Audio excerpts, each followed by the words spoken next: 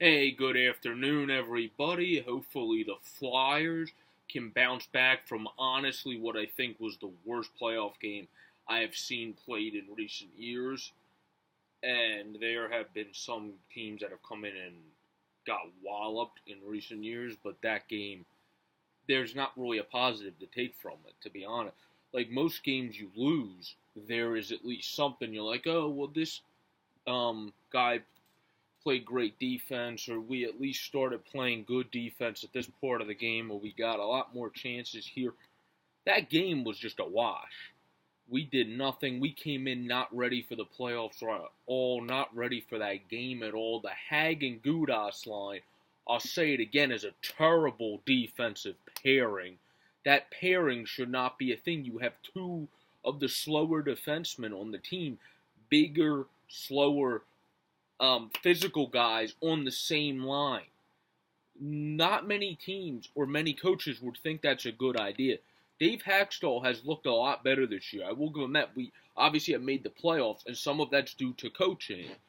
And he's looked a lot better while coaching this year. This is Sports Fanatic News. I'm Joe Boric, by the way. But he really just needs to put it together in terms of not moving all these lines around. I honestly agree with the Raffle back on the first thing because he was doing good there right before he got injured, and he adds another like big guy physical presence that Simmons lacks up there this year due to his injury-plagued season of playing through crap. So that works because he scores those bigger goals, but I wouldn't be surprised if TK moves back up there tonight to try to spark the offense. But that honestly was fine, and that worked to end the regular season.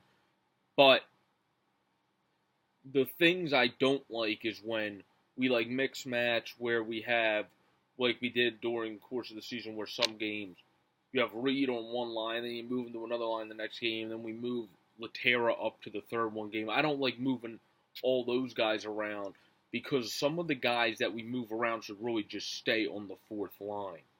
So there's stuff like that. We moved the defensemen around too much, and somehow we got to having a line.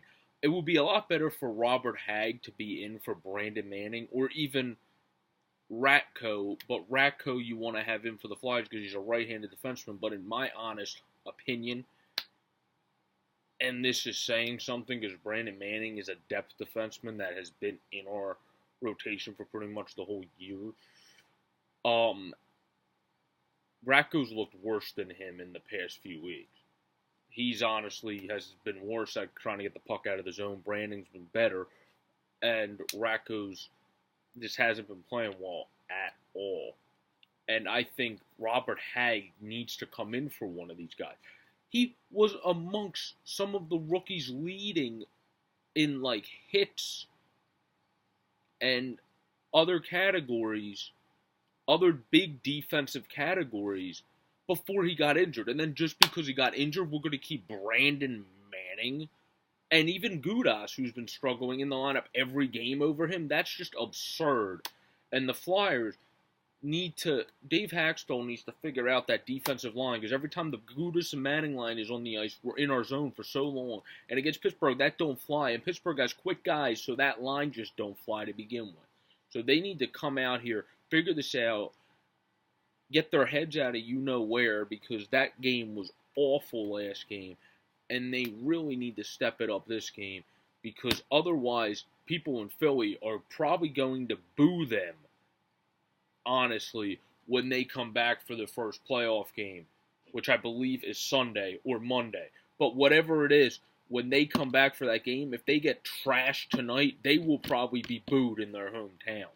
So they need to step up now and get it done tonight. Let's go Flyers. Step up and beat those Pens. Come on, boys.